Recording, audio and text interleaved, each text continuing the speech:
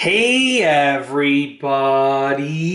I'm here today to show you and tell you how to attach Joy-Cons to a Nintendo Switch. This will be a super easy tutorial, so let's get right into the video. As you can see right here, this is the brains of the Nintendo Switch.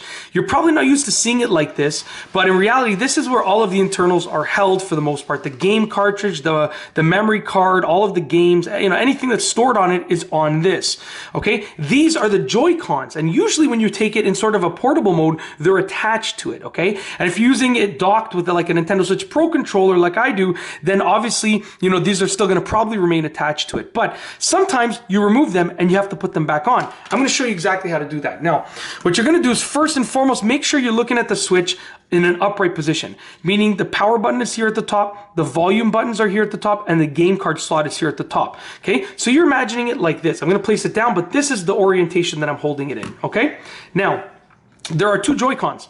One of them has a plus, one of them has a minus. These are key factors because they're going to go in one direction, in one orientation, okay? So the release buttons are here at the top. That's how you know you're holding them in the right orientation. The release button right here is at the top of the Joy-Con, okay?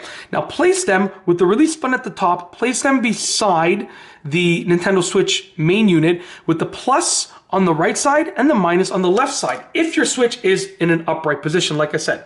Now we're gonna go one by one. What we're gonna do is we are going to take a Joy-Con. Here's the plus Joy-Con.